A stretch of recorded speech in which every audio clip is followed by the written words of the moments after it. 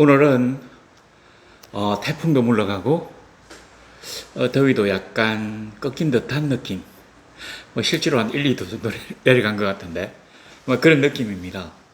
그래서 기쁜 마음으로 우리가 이제 또 말씀을 살펴볼 터인데 아합에 관한 말씀을 살펴보려고 합니다. 이 아합 이렇게 하면 그 남북쪽 이스라엘에서 북부에서 가장 악한 왕으로 유명한 사람입니다. 왜 이 사람이 악한 왕이 되었는가? 성경에서는 그 바알의 제사장인 시돈의 왕의 공주 이세벨이 이스라엘로 시집을 와가지고 이스라엘 왕가가 아주 이렇게 좀 악하게 변한 식으로 말씀을 전하고 있는데, 오늘 이세벨은 놔두고 남편 아합에 대해서 한번 살펴보려고 합니다. 실제로 우리가 이 세상에서 살다 보면 여러 가지로 잘못하는 경우가 많이 있을 수 있습니다. 연약한 인간이니까 우리가 어쩔 수 없는데, 문제는 뭐냐면 우리가 연약해서 잘못을 저질렀을 때 그 잘못을 기억하고 회개하고 하나님의 길로 다시 돌아오는 것, 그런 경우라면 하나님이 우리에게 다시 자비와 긍휼을 베풀어 주실 수 있지만, 그렇지 않고 빗다간 길로 가가지고 결국은 하나님이 그를 포기하신 거니까 유기, 방기, 이런 우리식으로는 포기, 이렇게 된다고 하면 그는 영영 하나님의 은혜 가운데서 벗어나게 됩니다. 그리고 또 하나 뭐냐면, 어떤 우리가 이제 이 아합 왕을 보고는 너무 형편없어가지고 우리가 혀를 쩌쩌 차잖아요. 근데 실제로는 왕만 악하고 백성들은 착한 게 아니라 백성들이 악하기 때문에 그 사람들의 수준에 딱 맞는 왕이 나오는 것입니다. 우리는 자꾸 이 둘을 갖다가 분리해가지고 이 백성들이기 때문에, 그러니까 권력이었기 때문에 착하고 권세이기 때문에 악하다고 생각하는데 그렇지 않은 경우가 대부분입니다. 그런데 이제 우리가 이제 아합을 갖다가 생각하면 굉장히 뛰어난 선지자가 자동적으로 떠오릅니다. 엘리야. 저는 개인적으로 이제 엘리야 선지자를 구약에서 가장 위대한 선지자라고 생각하는데, 왜 이 사람이 가장 위대한 선지자가 되었겠습니까? 가장 악당이 왕으로 있으니까 이 사악한 사람을 대적하기 위해서는 하나님의 역사가 그만큼 더 굉장했어야 했거든요. 자, 그럼 우리 이제 구체적으로 들어가서 한번 살펴보도록 하겠습니다. 실제로 이제 아합이 왕이 돼가지고 어쩌고저쩌고 다 끝나고 아합이 왕이 돼가지고 있는데, 아람 왕 벤 하닷이 32명의 그 왕들과 연합해서 쳐들어옵니다. 실제로 이제 32명의 왕이 왜 나왔느냐면, 이 아람은 어떤 거대한, 지금은 시리아를 아람이라고 하겠죠. 근데 이렇게 이제 하나의 통일된 왕국이 아니라 도시별로 나라들이 있거든요. 가령 다메섹 왕국, 그러니까 다메섹 아람, 그 다음에 바단 아람, 그 다음에 저도 잘 모르겠지만, 하여튼 각종 그 나라가 있는데, 이게 32나라, 그러니까 자기까지 합쳐 33나라가 있었다는 얘기입니다. 그리고 여기 있는 아람 왕은 아마 그 아람 왕들의 연합의 대표자쯤 되지 않았을까 합니다. 가장 세력이 큰 나라. 그러니까 도시 왕국 33개가 힘을 합쳐가지고 이스라엘에 쳐들어온 겁니다. 아람 왕 벤 하닷이라고 했는데, 이 벤 하닷이라고 하는 말은 사람 이름이 아니라 아람의 왕을 칭하는 왕의 호칭입니다. 가령 이집트의 왕을 바로, 그 다음에 그 가나안 땅의 왕을 아비멜렉이라고 했다면, 이쪽 나라의 왕을 그냥 벤 하닷이라고 하는 거예요. 벤이라고 하는 말은 아들이라고 하는 말이잖아요. 벤허 할 때 벤. 근데 이 벤 하닷이니까 하닷의 아들이란 말인데, 하닷이 바로 아람 사람들이 섬기는 우상입니다. 그러니까 그 하닷의 아들, 뭐 쉽게 요즘 중국식으로 하면 뭐 하늘의 아들. 왕들은 자기를 갖다가 신과 비슷한 위치에 놓기를 좋아했었거든요. 아람 왕이 아마 그랬던 모양입니다. 뭐 페르시아나 바벨론이나 다 자기를 뭐 왕, 신 비슷하게 이렇게 막 올렸는데 로마도 그렇고 하여튼 이 동네의 그 유전자인 모양입니다. 근데 이 사람이 연합군을 형성해가지고 이스라엘에 쳐들어와서 삽시간에 이스라엘을 정복하고는 수도만을 남겨둡니다. 그리고는 이제 아합이 이 아람 왕 벤하닷에게 항복하기 위해서 강화 협상을 하기 위한 사절을 보냅니다. 뭐 여기 보니까 그 아주 좀 일반적인 말, 가령 이런 거 있잖아요. 20장 3절에 보니까 내 언금은 내 것이요 내 아내들과 내 자녀들의 아름다운 자도 내 것이니라 하매 4절에 이스라엘 왕이 대답하여 말하기를 내 주 왕이여 왕의 말씀같이 나와 내 것은 다 왕의 것이니이다 하였더니, 요거는 뭐 우리가 생각할 때는 특별한 어떤 가혹한 그 패전의 조건은 아니고 그냥 일반적으로 그 당시 그 지역 왕들이 전쟁이 지면 아마 하는 그런 상투적인 외교적인 수식어 정도라고 생각합시다. 그러니까 전쟁 배상금도 물고 또 인질도 보내고 또 예쁜 여자라든지 뭐 잘생긴 남자 같은 것도 뭐 노예로 보낸다, 뭐 그런 뜻인 모양입니다. 그랬는데 그러면 보통은 좀 큰 나라의 왕들 같으면 그래 자식 어디서 까불어 이러면서 앞으로 내 말 잘 들어라 이러고는 뭐 돈도 좀 빼들어가고 사람도 인질로 잡아가고 또 괜찮은 사람들을 노예로 잡아가고 뭐 하여튼 이랬던 것 같은데, 천만 뜻밖에도 이 베나닷은 뭐라고 하는 거 아니? 6절에 보니까 내일 이맘때 내가 내 신하들을 너에게 보내리니 그들이 너희 집과 너희 신하들의 집을 수색하여 내 눈이 기뻐하는 것을, 그러니까 너희 눈이 기뻐하는 것을, 이 말은 뭐냐면 네가 보고 아름다운 것을, 이 말입니다. 그리고 사람 눈이 뭐 똑같죠. 내가 보고 이거 예쁘다 이러면 다른 사람도 보고 예쁘다 막 그런 뜻으로 이렇게 쓴 거예요. 그러니까 한글을 그들의 손으로 잡아 가져가리라. 이 말은 뭐냐면 왕궁과 그 신하들 귀족들의 집으로 다 가가지고 직접 그 집을 약탈해가지고 눈에 띄는 것들을 몽땅 다 빼들어 가겠다고 하는 얘기입니다. 그 당시에 이 뭐 이스라엘도 비슷하겠지만 이 하렘이라고 있잖아요. 왕의 후궁. 여기 막 여자들을 잔뜩 넣어놨거든요. 그래가지고 거기 가서 이렇게 막 빼들어 가겠다는 거예요. 그냥 노 이렇게.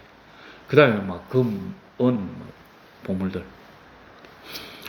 자, 이런 거니까 이제 아합이 도저히 받아들이지를 못했던 모양입니다.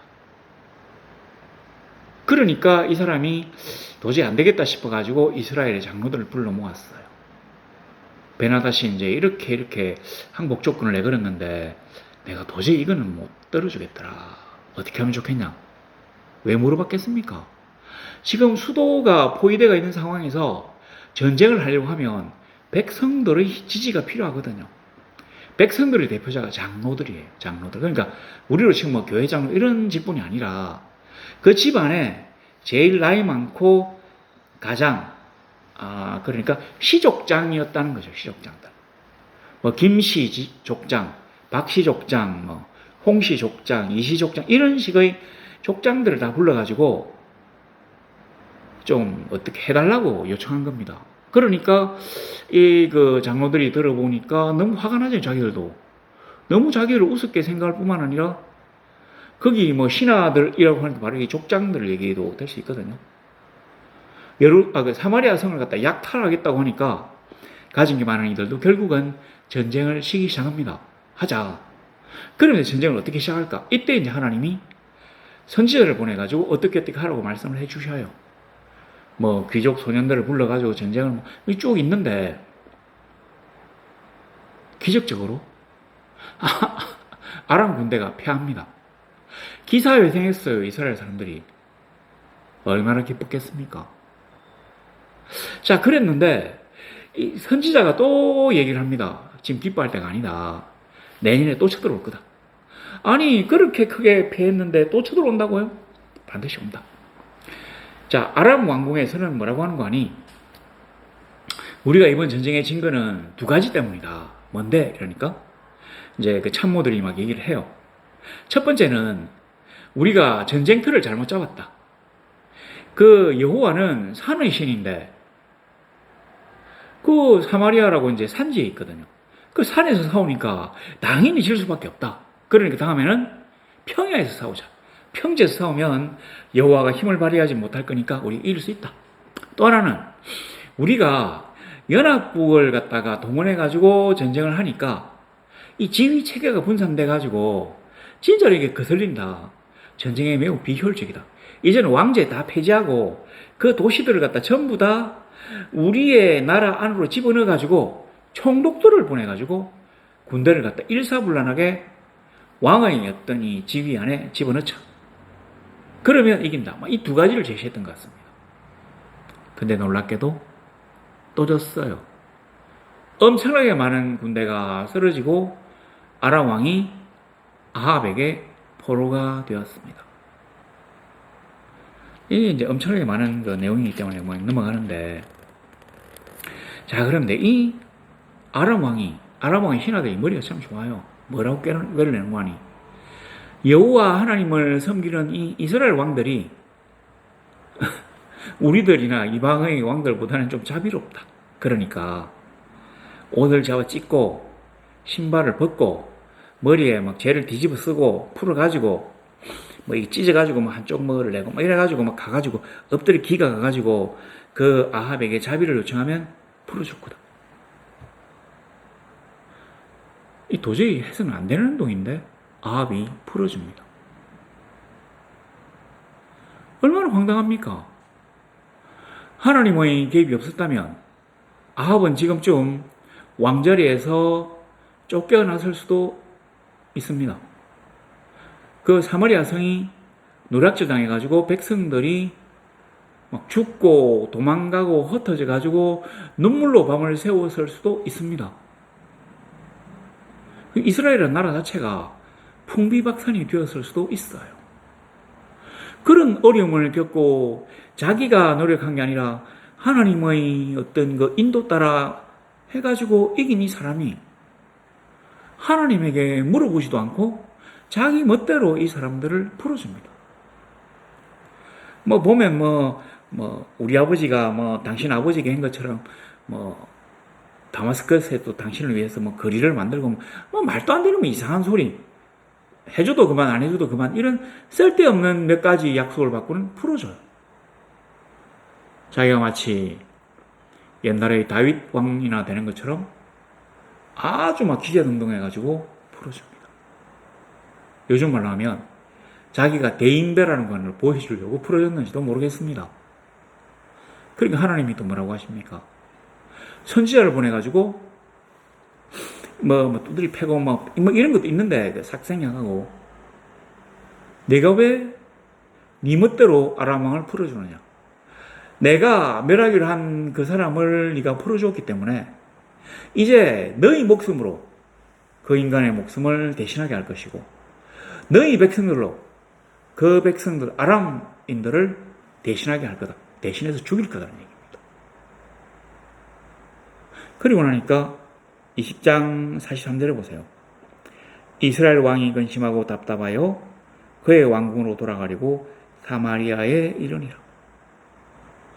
하나님의 그 질책을 받고는 이 사람이 가슴이 답답했다고 합니다. 보면 이 아합이 아무래도 이 화병이 있는가 봐요. 이 사람이 왕질을 하면서 진짜 나쁜 짓도 많이 하고 그 백성들을 진짜 괴롭히고 또 신하들이 하는 거 보면 아합이 되게 무서웠던 그런 사람이었던 것 같은데 우리는 그 아합을 딱 생각하면 옛날에 이제 아합 만화도 있어 엘리야하고 아합이 나와서 막 하는 만화도 있어가지고 아합을 약간 우리가 좀 우습게 생각하는 경향이 있는데 아합이 그렇게 우스운 사람이 아니에요. 진짜로 무서운 사람이에요. 신하들이 그 엘리야를 갖다가 봤는데 엘리야를 놓쳤다고 하면 이렇게 죽일 수 있다고 해서 벌벌 떠는 장면이 나오잖아요. 하여튼 이게 아주 무서운 사람이에요. 근데 이 사람이 왜 이게 이제 화병이 도졌는지는 모르겠는데, 일단 그런 얘기를 들으면 보통 사람 같으면 근신합니다. 아, 내가 참 좀 너무 생각 없이 그렇게 국정을 펼쳤구나. 그러면 하나님 죄송합니다. 제가 이제 좀 잘할게요 하면서 뭔가 자기를 좀 돌아보고 겸손하게 이렇게 근신하는 게 보통 사람인데, 제가 너무 답답해서 보면 요래요. 21장 보면 그 후에 이 일이 있으니라. 이스라엘 사람 나봇에게 이스라엘의 포도원이 있어 사마리아의 왕 아합의 왕궁에서 가깝더니. 그러니까 사마리아 왕궁하고 이스라엘이라고 하는 지역하고 좀 이렇게 붙었던 모양입니다. 나봇의 포도원이 왕궁 옆에 있어요. 근데 아합이가 딱 생각하니까, 사실은 뭐 그 당시에 뭐 워낙 가뭄도 자주 오고 이러니까 그 채소 수급이 좀 원활하지 못했는지 이 아합이 궁정에서 할 일 없이 놀고 있는 그 종들을 동원해가지고 내가 직접 채소밭을 경작을 시켜가지고 안정적으로 야채를 공급받아야 됐다고 생각했는지, 그걸 딱 보니까 이 포도원이 탐이 나거든요. 요거를 갖다 빼들어가지고 왕궁에 공급하는 채소를 키우는 밭을 만들어야 되겠다. 원래 그 포도원은 아주 가치가 높은 부동산입니다. 그리고 야채밭, 채소밭은 아주 가치가 떨어져요. 그러니까 가치가, 만약 이게 은이랍시다. 이 금이에요. 근데 금하고 은을 1대1 비율로 바꾸는 사람이 있겠습니까? 그런데도 아합은 자기가 왕이고 자기는 뭐 포도원이 많으니까 전혀 물건 가치를 고려하지 않고 이걸 갖다가 바꾸려고 해요. 너 이거 내주면 내가 이거 채소밭을 하려고 하는데 다른 좋은 포도원이 있으니까 그거 줄게. 그러니까 나봇이 뭐라고 했는 거 아니? 이 사람이 좀 꽉 막힌 사람이에요. 요즘 보면 의인인데 하나님을 많이 섬기는데 좀 융통성이 없고 고지식한 분이에요. 뭐라고 하는 거 아니? 하나님이 허락하지 않는다. 왜냐하면 우리가 이스라엘 땅에 들어왔을 때, 가나안에 들어왔을 때 집안별로 다 하나님으로부터 땅을 유업으로 받았는데, 분깃으로 다 받았는데, 이거는 조상 대대로 내려온 건데 어떻게 내가 인택을 줄 수 있겠냐. 그리고 줘도 이게 희년이 되거나 뭐 이렇게 되면 다시 내한테 돌아오는데 어떻게 내가 인택 줄 수 있겠냐고 이제 얘기를 한 거예요. 이거는 이스라엘 토지 제도의 근간입니다. 다시 말해서 여호와 하나님이 이스라엘이라고 하는 나라를 세우면서 그들에게 부과한 율법이에요. 그러니까 그거에 따라서는 못 준다고 합니다. 자, 그러니까 이제 이 사람이, 제가 오늘 답답히 보세요. 이 사람이 그 4절에 보세요. 21장 4절에 보니까 아합에게 대답하기를 뭐 조상유산을 뭐 줄도 없다므로, 자, 아합이 근심하고 답답하여 왕궁으로 돌아와 침상에 누워 얼굴을 돌리고 식사를 아니하니 아내 이세벨이 뭐 때문에 그러느냐 이렇게 물어보는 장면이 나옵니다. 애도 아니고 왕이 포도원 그거 하나 못 샀다고 해서 삐끼가지고 낙담해가지고 막 밥 먹기도 싫다고 누워가지고 고개 빼또리하게 하고 누워있다는 게 이거 얼마나 웃깁니까? 그리고 또 가슴이 답답했대요. 이 사람은 자기 마음대로 못하면 뭔가 가슴이 답답한 모양. 그러니까 화병이 좀 심한 모양. 한번 생각해 봅시다. 우리가 지금 하나님의 어떤 공동체 안에 있는데 하나님이 네가 내 공동체 안에 있기 때문에 내가 네 조상과 세운 언약을 기억해서 너에게 자비를 베풀어 줄게. 이렇게 하신 거예요. 그래서 아람 왕에게 이겼는데 지가 잘나서 그런 줄 알고는 막 아람 왕이 막 기면서 막 아부하고 막 붕 띄워주니까 그냥 해가닥 넘어가가지고 풀어줬어. 하나님으로부터 너 그런 식으로 하면 가만 안 둬 하니까 마음이 답답했어. 요즘 말로 하면 집행유예 기간입니다. 집행유예 기간에 죄를 저지르면 가중처벌을 받게 되어 있어. 근데 아합이는 자 이제 뭐 사가지고 막 밥맛도 없고 답답하고 이렇게 떨고 있었는데 이세벨이 희대의 악녀잖아요.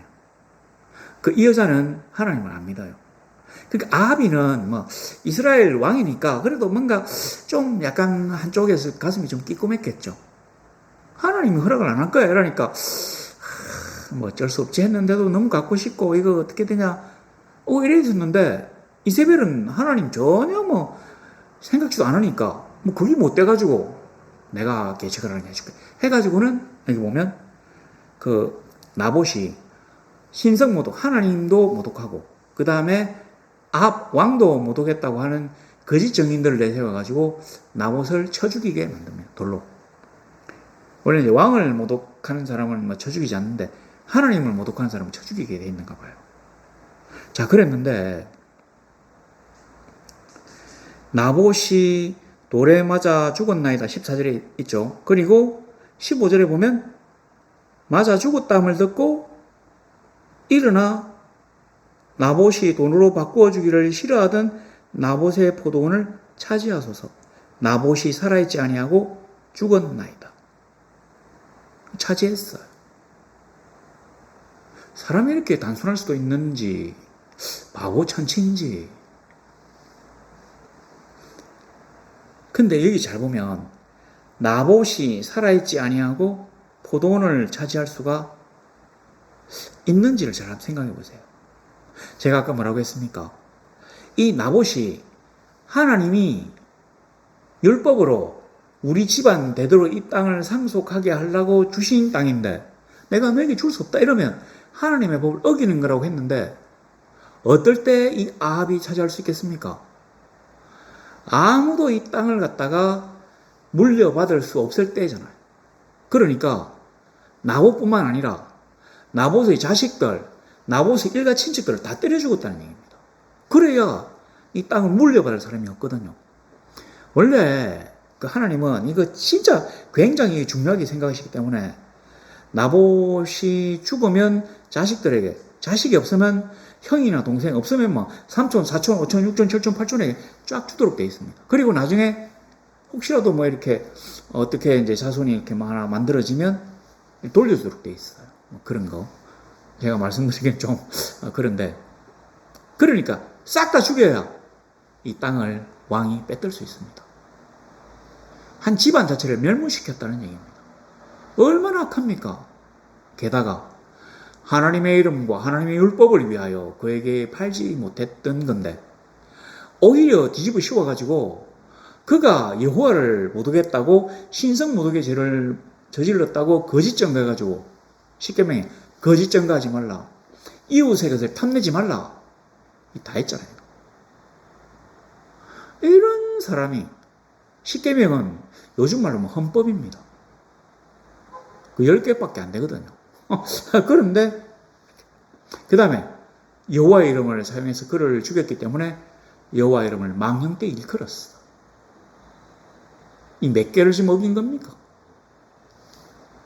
이래놓고 자기가 아무런 일이 없었다는 것이 일어나서 빼들어요. 자기는 지금 하나님으로부터 내가 너를 때려 죽이겠다고 하는 저주를 받고 있는 상황입니다. 얌전하게 하나님 죄송합니다 잘 봐주세요 해도 모자랄 판에 그는 지금 개인적인 욕심을 부려가지고 무고한 피를 막 흘립니다. 제가 이제 성경을 쫙 읽어보니까 이런 말이 있잖아요. 그는 하나님은 인간이 아니시므로 결단코 변개치 아니하시니라. 근데 하나님이 자기의 마음을 바꾸신 일들이 많이 있어요. 근데 이 말도 맞고 변개치 아니한다 말도 맞고 하면 무슨 뜻입니까? 그 말이죠. 너희가 죄를 짓고 나의 명령을 어긴다면 내가 반드시 너희를 죽이리라고 하는 계명을 결단코 변개치 않는다는 얘기입니다. 내가 너희를 사랑해서 지난주에 우리 잔치 자리에 참여하는 초대장 얘기를 했는데 내가 너희를 사랑해서 너희를 생명책에 올렸는데 너희가 마지막에 거기 잔치에 참여 안 한다고 하니까 생명책에 너희 이름을 싹 지우고는 다른 사람을 올린다고 하는 얘기하고 똑같은 거잖아요. 그러니까 아합이가 막 죽인다고 하는 얘기를 듣고는 그냥 에이 이왕 베리면 내 멋대로 산다 이렇게 생각했는지 그렇지는 않겠지만 지금 이 사람이 이런 식으로 살아서 될 때가 아닙니다. 자, 그런데 더 황당한 것도 있습니다. 아합이 그렇게 해가 결국은 이제 그 아람 왕이 땅 안 돌려줬어요. 그 길랏 라못이라고 이 요단강이 있는 여기 그 동편, 지금은 요르단 땅인데 거기가 아마 이스라엘이 가지고 있던 영역 중에서 제일 비옥한 땅이었던 모양입니다.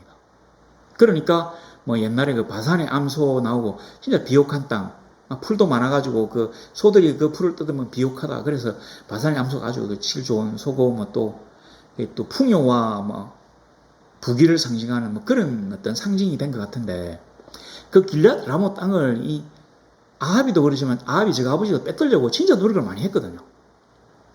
그리고 이번에 전쟁 이겼을 때 그거를 돌려주라 이러고 풀어준 것도 아니고 쓸데없는 약속만 받고는, 그러니까 이게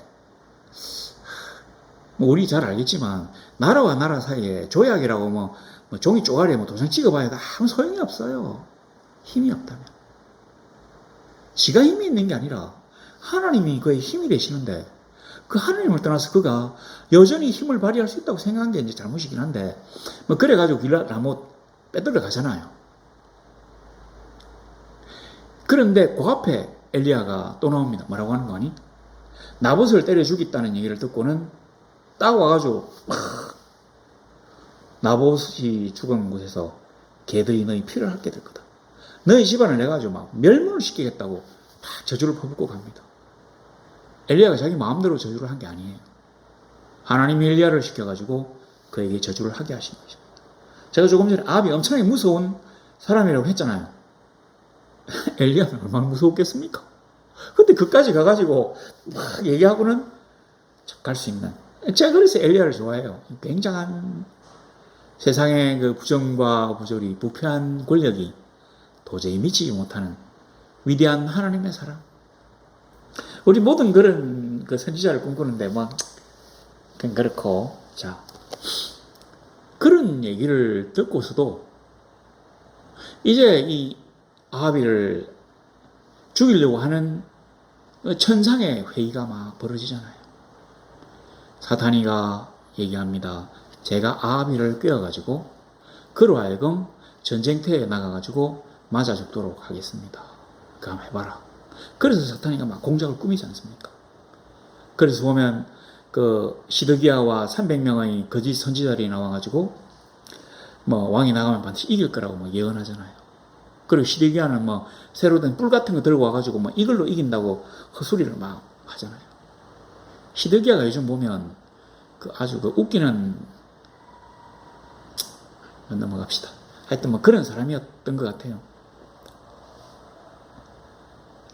근데 이스라엘 사람들도 보면은 웃기는 게, 그 이제 앞에 엘리야가 아합이 너무 모성수매가 심하고 막 음란하고 그 폭압적인 뭐 그 다음에 백성들 학대하고 이러니까 너 때문에 3년 6개월 동안 비가 안 올 거다고 얘기했잖아요. 그리고 난 다음에 그가 또 3년 6개월 후에 나와가지고 기도함으로 또 비가 다시 내리게 했잖아요. 백성들이 이걸 다 봤어요. 그런데도 아합이는 어떻게 생각했는가 하니, 백성들도 아마 마찬가지였을 겁니다. 그 바알과 아세라를 섬겼는데 이 바알을 비를 내려주는 비의 신이라고 생각했거든요. 그래서 엘리야가 탁 나오니까 이스라엘을 괴롭히는 자여라 탁 얘기합니다. 왜 괴롭히는 자여라고 얘기했는가 하니, 니 때문에 비가 안 왔다. 왜 내 때문이냐고 하면 여기는 안 적어놨는데 이 말이에요. 니가 비의 신인 바알의 그 종들을 갖다가 750명을 때려 죽이는 바람에, 그걸 이제 엘리야가 죽인 게 아니에요. 그 백성들이 끌고 가 죽였는데 바람에 바알이가 진노해가지고 비를 안 준다. 그 사람이 왜곡된 어떤 인식을 하게 되면 그 다음부터는 막 어떤 일이 있어도 거꾸로 봅니다.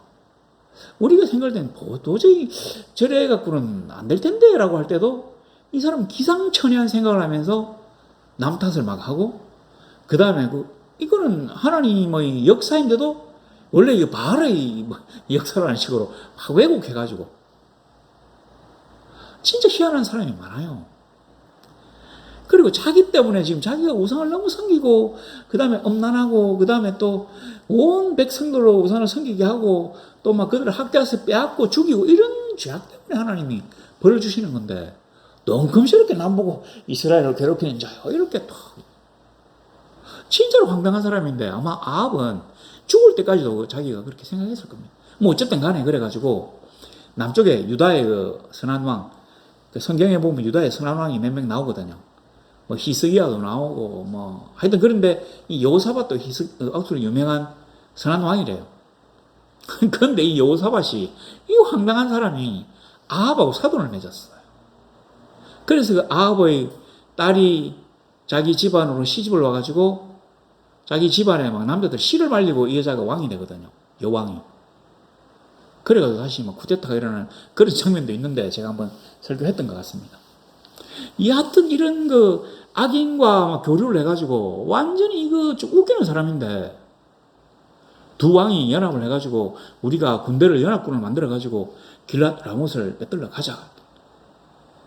아니 앞에 아람이 졌을 때 왕을 사로잡았을 때 그때 땅을 갖다 얼마든지 평화리에 이거 뺏을 수 있는데 그때는 바보같이 이렇게 풀어주고는 또 전쟁을 치려고 해요. 엄청나게 많은 사람들이 피를 흘리려고 합니다.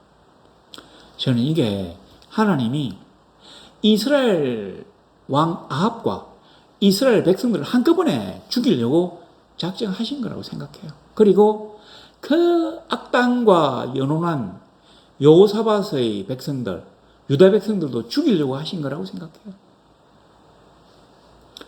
그래서 아까 제가 처음에 말씀드렸습니다.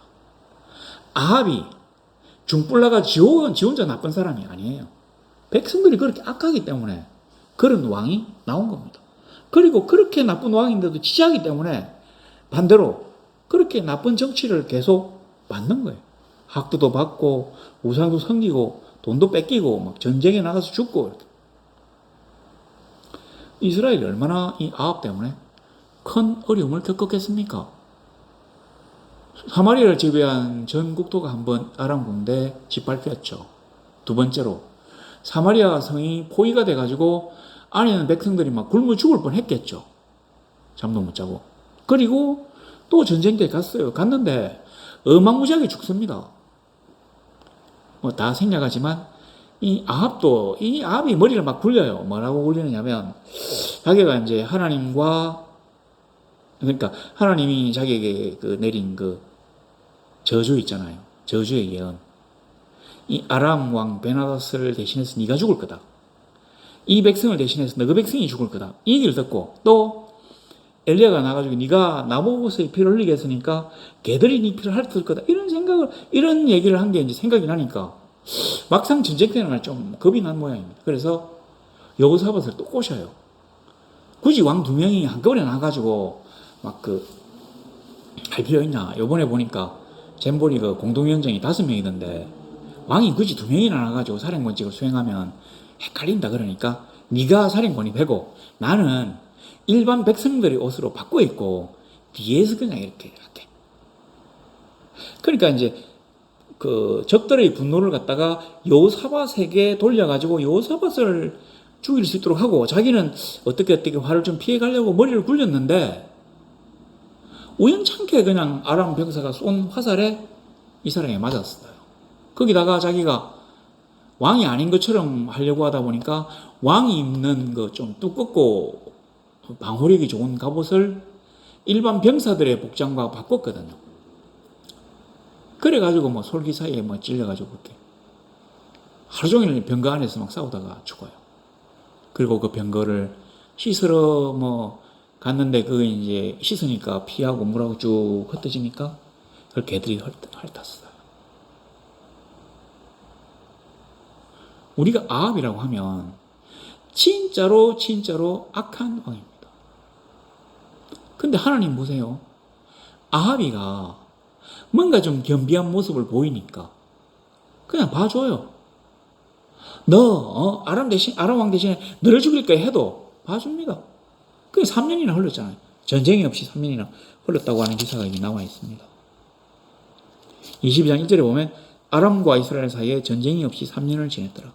셋째 해 유다의 여호사밧 왕이 이스라엘 왕에게 내려가매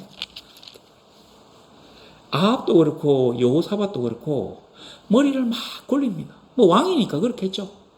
어떻게 해야 이 나라를 부강하게 만들지 막 수를 쓰고 머리를 굴리는데 뭐 그거를 우리가 특별히 나쁘게 생각하는 게 아니라 정작 가장 중요하게 먼저 해야 될 것.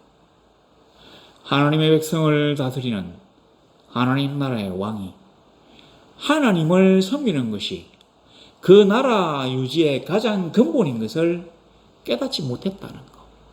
자기가 하나님에게 지금 미움털이 박혀가지고 하나님이 자기를 혼을 내시려고 예의주시하고 있는 상황이라는 것. 하나님의 도끼가 나무 밑둥에 놓여 있다고 하는 것을 까맣게 잊고는 자행자제하며 교만하며 쓸데없는 짓을 하다가 죽게 되잖아요. 하나님은 누구를 죽인다, 가령 이제 이렇게 엘리야가 와서 막 개들이 막 그 피를 할 것이다 이렇게 해가지고 막 그 저주를 퍼붓다고 합시다. 오늘 하나님이 그렇게 얘기하라고 하신 거예요. 퍼붓다 합시다. 그러면 만일에 아합이 하나님 죄송합니다, 잘못했습니다, 저를 죽여주십시오, 죽여주십시오는 아니고 살려주십시오 하면서 막 이렇게 착하게 회개하고 하나님 바로 돌아오고 막 이랬으면 그래도 하나님이 그를 죽이셨을까요? 아니에요. 하나님은 한 번 그 입으로 내뱉어도 사랑과 자비가 많으신 분이기 때문에 자기의 자녀로 미리 그 택함을 받았던 선민, 선택되었다고 하는 그 이스라엘이 아버지의 부마로 다시 돌아오는 것을 더 기뻐하시는 분입니다. 막 채찍으로 때려도 돌아오도록 때리는 거지. 그냥 죽으라고 때리는 게 아니에요. 물론 채찍으로 이렇게 한두 방 맞았으면 잘 안 죽잖아요. 어마어마하게 아프겠지만. 막 칼이나 도끼나 창으로 그냥 푹푹푹 찌르고 막 쓸어버리는 게 아닙니다. 하나님 앞으로 돌아오면 하나님 아마 용서해 주셨을 거예요. 그리고 물론 회개가 엄청나게 그 힘든 어떤 고통을 수반하긴 했겠지만 그래도 멸문지화를 당하는 것보다 나았을 것입니다.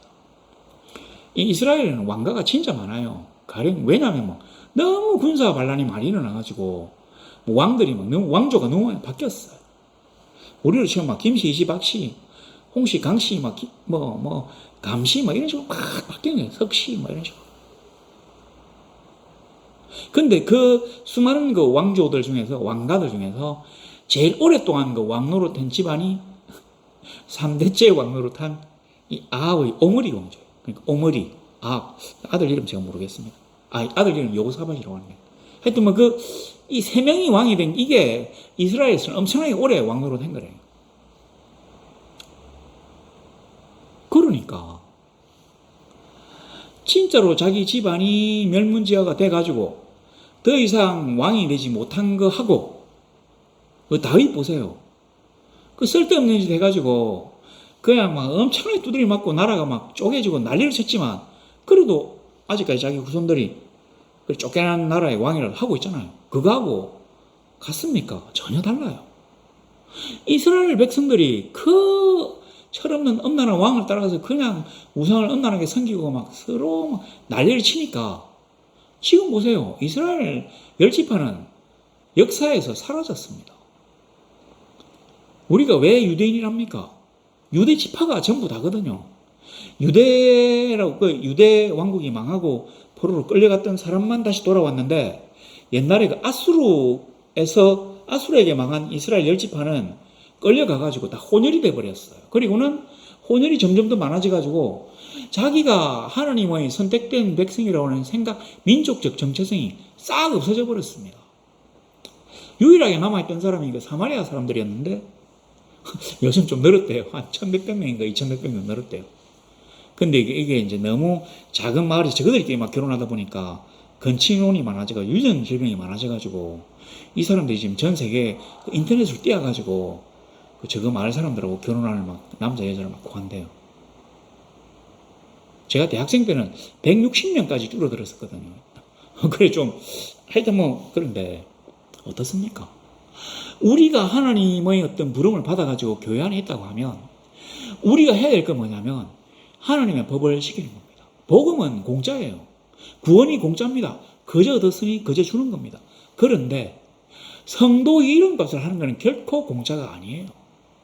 우리가 구원을 받았다면 하나님의 은혜로 구원을 받았다면 그 은혜가 감사해가지고 자발적으로 남들에게 하나님의 선한 일들을 감당해야 될 필요가 있습니다. 그리고 제발 우리나라에서 막 무당들이니 뭐니 이런 거 제발 좀 안 설치면 좋겠어요. 원래 이 나라가 좀 어지러울 때는 뭐 그 뭡니까 혹세무민이라고 하잖아요.